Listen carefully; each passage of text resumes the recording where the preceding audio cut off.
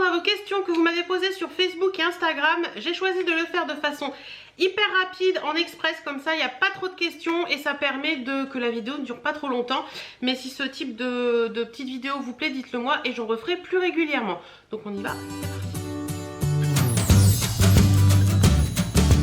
Coucou, j'espère que vous allez bien. Donc comme je vous disais dans l'intro, je vais répondre à des questions que vous m'avez posées sur Facebook et sur Instagram. Petit disclaimer rapide, j'ai reçu des petits messages dans cette foire aux questions qui ne sont pas vraiment des questions, qui me disent des petits mots sympas.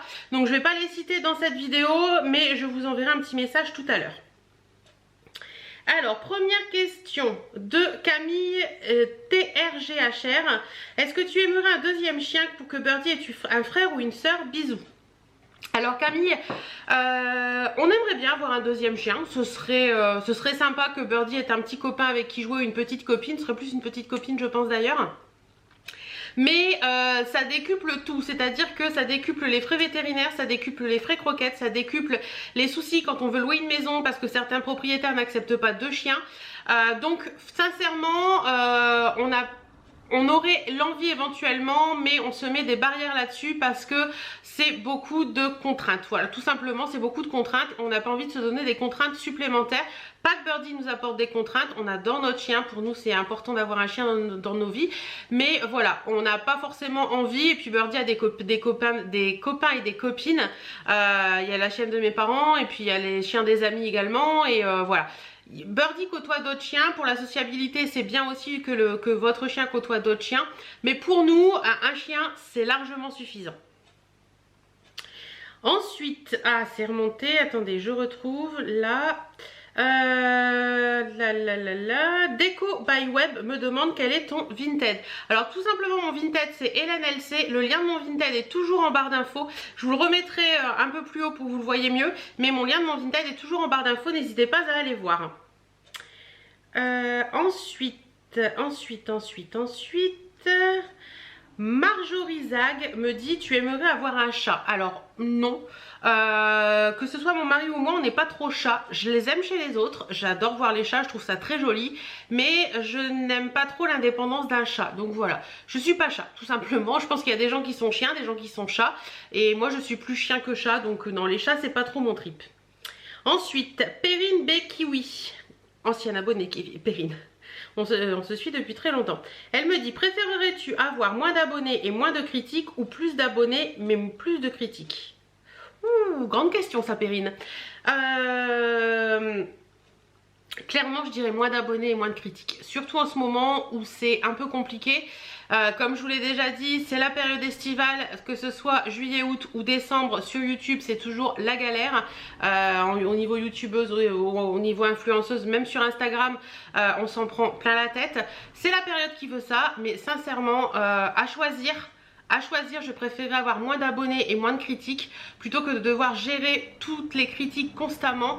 Pas que moi ça m'atteigne plus que ça, mais ce qui m'empête le plus actuellement, c'est la virulence que certaines peuvent avoir envers mes abonnés. Et ça je ne supporte pas. Ce qu'elles peuvent me dire à moi, comme je vous l'ai déjà dit, ça me passe au-dessus de la tête. Mais la virulence envers mes abonnés, ça je ne supporte pas. Donc clairement oui, moins d'abonnés, moins de critiques.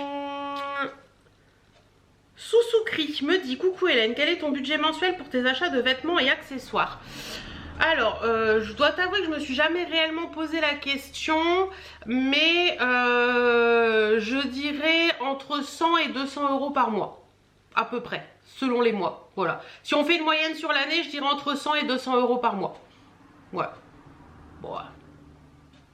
Je faisais plus quand j'étais plus make-up, donc je m'arrange. Ensuite, tac, donc nous avons fini pour Instagram, nous allons passer sur YouTube. Alors sur YouTube, nous avons 9 questions, donc on y va, c'est parti. Karima Gilala me dit: bonjour Hélène, comment vas-tu? Comment fais-tu pour supporter les commentaires méchants et inutiles que tu reçois? Combien de temps environ consacres-tu à un montage de vidéos dans la semaine? Au montage de vidéos dans la semaine. Bisous, j'adore tes vidéos. Alors Karima, bah écoute, comment je fais pour supporter les commentaires méchants et inutiles que je reçois? Malheureusement, j'ai bien envie de te dire que c'est le jeu, ma pauvre Lucette. Quand tu fais partie de ce monde YouTube, des commentaires méchants et des critiques inutiles, tu en recevras tout le temps. Il n'y a pas que sur YouTube d'ailleurs, hein, parce que même sur Instagram, ça n'arrête pas en ce moment. Même pas forcément les influenceurs, puisque j'ai des copines qui reçoivent des messages qui sont juste sur Instagram pour partager et qui ont des abonnés, mais qui reçoivent des messages un peu... voilà. Bref, mais comment je fais pour gérer ça? Bah écoute, je gère comme je peux. Il y a des jours plus évidents et des jours moins évidents. Comme je l'ai dit juste avant pour la question que Perrine m'avait posée. Pour la question que Perrine m'avait posée. Ce que je supporte le moins en fait, c'est les critiques envers mes abonnés. Voilà, tout simplement. Quand les gens sont très virulents envers mes abonnés, quand une abonnée met un message et que quelqu'un vient lui mettre en dessous qu'elle est complètement débile ou qu'elle voit pas, voilà, ça je ne supporte pas. Quand on me critique moi, c'est mon problème et c'est moi qui gère. Mais quand on vient critiquer mes abonnés derrière, je ne supporte pas ça. Voilà, c'est pas toujours évident, mais on fait avec. Et et je pense que ça s'apprend aussi avec le temps. Ça fait 8 ans que je suis sur YouTube et je pense que ça s'apprend avec le temps. Et même s'il y a des jours où on le prend plus ou moins mal, je pense que j'arrive à faire la part des choses sur tout ça et à relativiser énormément. Et c'est hyper important de relativiser. Mais c'est vrai que au tout début sur YouTube, quand on reçoit des commentaires comme ça, c'est très compliqué. Et tu me demandais combien de temps environ consacres-tu au montage des vidéos dans la semaine. Alors, si c'est que les montages,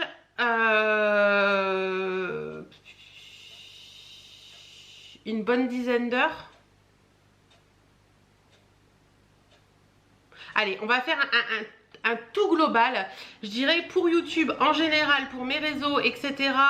Je consacre ouais, à peu près entre 15 et 20 heures par semaine.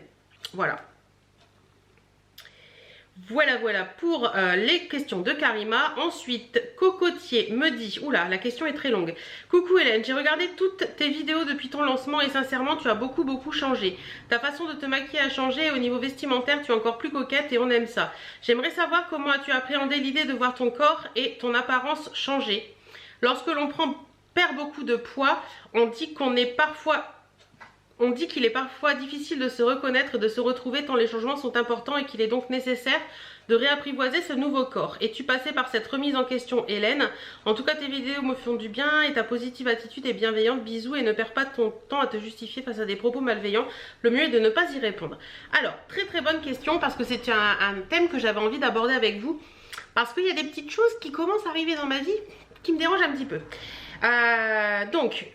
Tu me demandes comment j'appréhende l'idée de voir mon corps et mon apparence changer. Pour reprendre un petit peu le truc, en 3 ans quasiment maintenant, ouais, en 3 ans, j'ai perdu 22 kilos. Pour certaines, c'est rien, pour d'autres, ce sera beaucoup. Il est vrai que 22 kilos sur 3 ans, on va dire c'est une longue durée pour la perte de poids. Certaines perdent 22 kilos en un an. Moi, je préfère le faire tout doucement à mon rythme et m'accorder des plaisirs dans la vie. Donc voilà. Comment j'appréhende mon changement de corps? Je te dirais que vu que ça se fait sur une longueur, je ne vois pas forcément... Enfin, si, je vois mon corps changer, ça c'est certain. Mais ça n'est pas flagrant. C'est-à-dire que le changement de taille de vêtements se fait vraiment petit à petit et c'est pas plus mal. Mais il y a quelques petits trucs qui changent sur mon corps et qui commencent un petit peu à m'agacer, particulièrement ce petit truc là qui était beaucoup plus fourni avant et qui devient un petit peu plus flasque.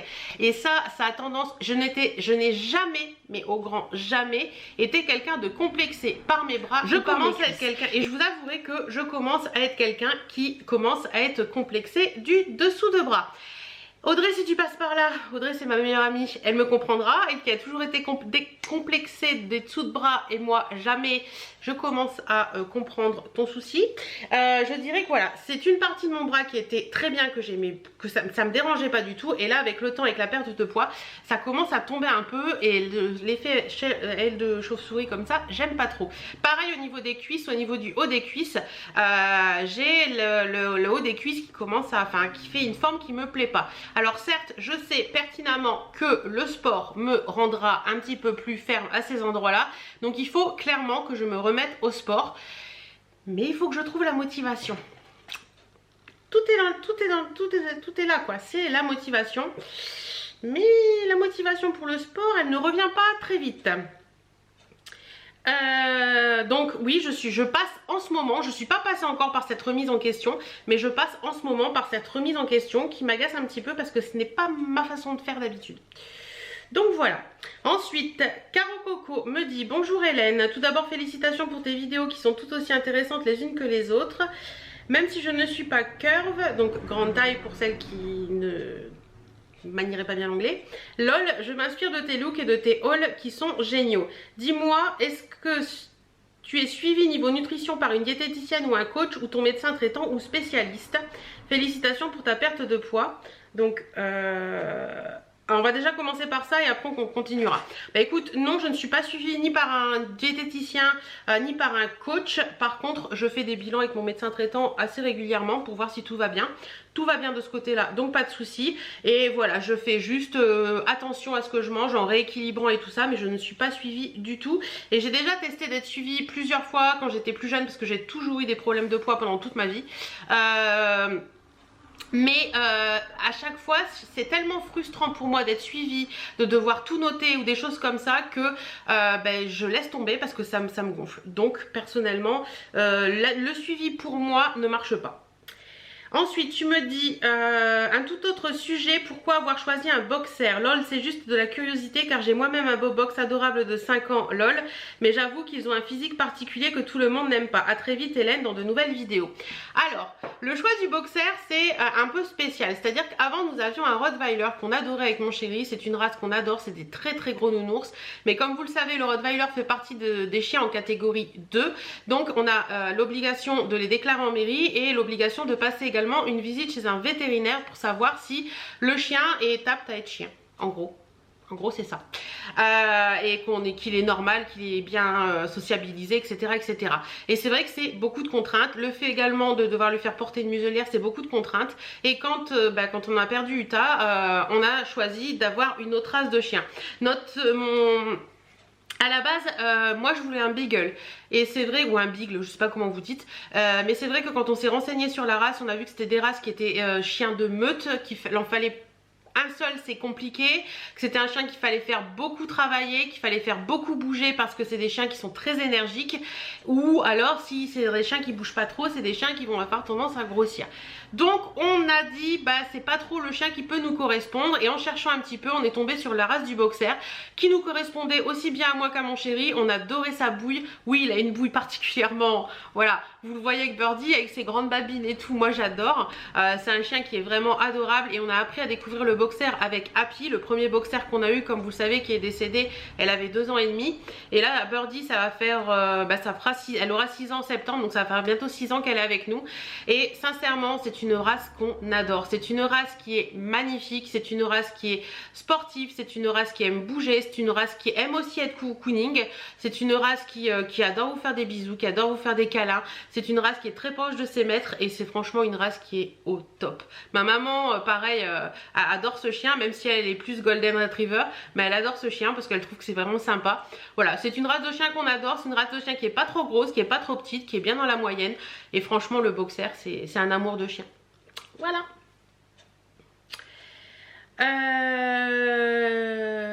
Fifi Jane me demande: bonjour, l'été dernier tu faisais des séances de sport à la maison, en fais-tu toujours? Bise. Donc j'ai répondu un petit peu avant, c'est la motivation qui manque pour se remettre au sport. J'y pense tous les jours en ce moment. J'y pense tous les jours, peut-être qu'à la rentrée je vais avoir le déclic, mais je vous avouerai que là, la flemme. Tout simplement la flemme, mais il faut vraiment que je m'y remette pour raffermir ça et raffermir mes cuisses, parce que quand j'avais commencé mes séances de sport et tout, que je suivais intensément, que j'en faisais 2 à 3 par semaine, je sentais réellement une différence sur mon corps au niveau de la tonicité. Donc il faut vraiment que je m'y remette. Sissi Rameau me dit: coucou Hélène, je te connais pas encore beaucoup car je te suis beaucoup par tes haul Shein, mais je regarde aussi tes vlogs et je te suis sur Insta. J'aime bien avoir plus de vidéos make-up. Comment tu te maquilles, tes soins? Est-ce possible pour toi? Gros bisous et bonne journée. Bah écoute Sissi, j'avouerai que le make-up j'en fais beaucoup moins. Je me maquille quasiment au quotidien de la même façon. Je suis plus axée fringue en ce moment, je dois l'avouer. On a des périodes dans la vie, voilà. J'ai une période très make-up, maintenant je suis plus fringue. Et c'est vrai que au niveau du maquillage, je dois vous avouer que j'en parlais avec Alice la dernière fois.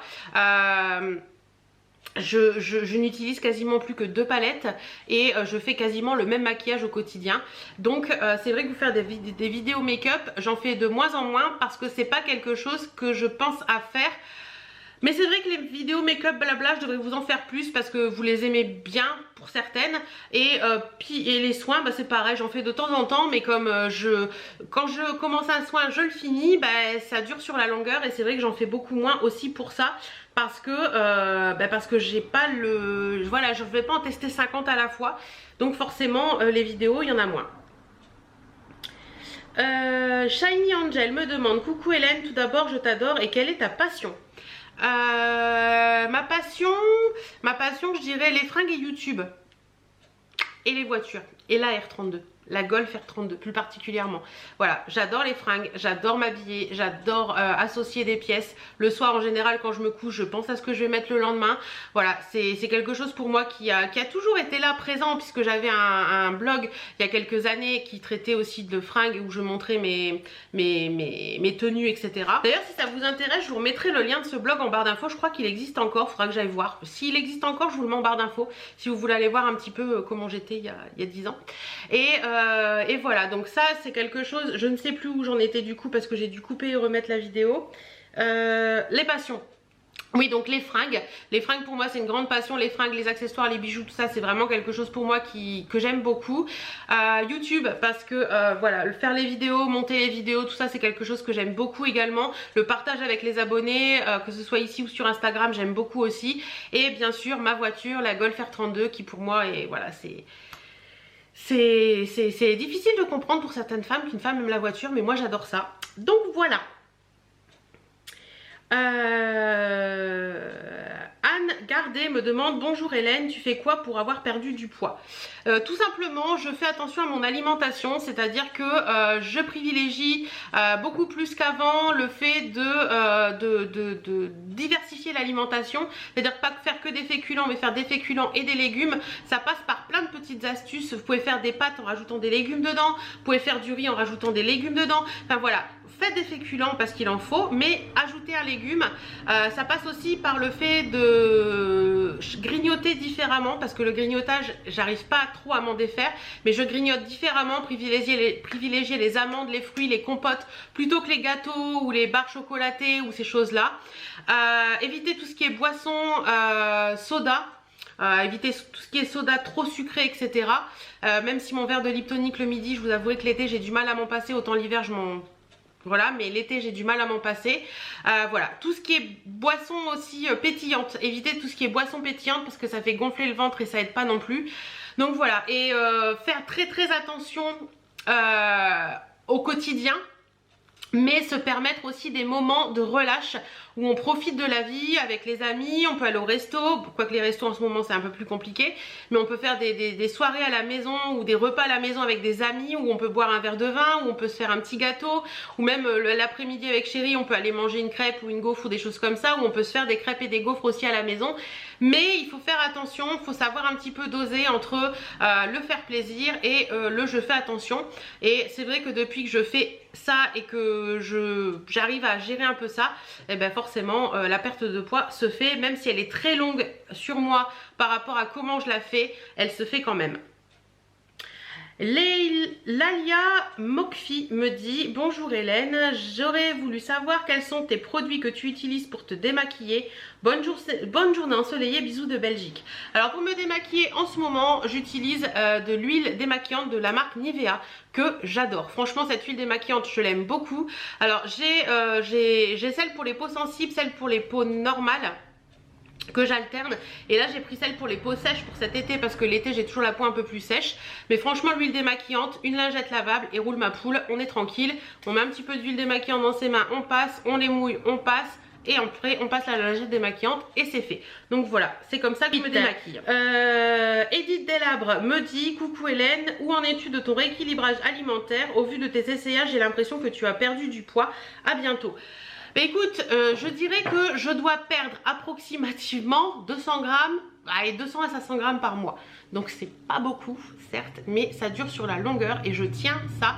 C'est vraiment une chose que pourtant j'essayais de faire avec avant, mais que j'ai jamais réussi à tenir dans le temps. Et c'est vrai que là, de la façon dont je fais mon rééquilibrage alimentaire, en faisant attention, mais aussi en me permettant de manger du chocolat le soir, pourquoi pas au café avec le chéri ou tout ça, ça me permet de pas perdre beaucoup.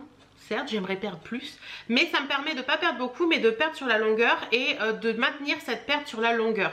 Parce que, comme je vous disais tout à l'heure, en 3 ans, j'ai perdu 22 kilos, mais je ne les ai pas repris. Donc ça, c'est cool. Ça stabilise aussi. En fait, c'est une perte stabilisation en même temps. Je fais tout à la fois, donc c'est plutôt pas mal. Même si j'avouerais que j'aimerais perdre plus d'un coup, mais je vous avouerai que je sais pertinemment que si je me contrains à faire encore plus attention, c'est quelque chose qui va me travailler un peu dans l'esprit et tout ça, et je sais que je vais perdre pied et que il se peut que je reprenne des mauvaises habitudes. Donc je préfère garder mon petit rythme à moi, perdre à mon rythme, même si pour certains c'est rien, voilà, et ça me va très bien comme ça. Voilà, j'espère que j'ai répondu à vos questions.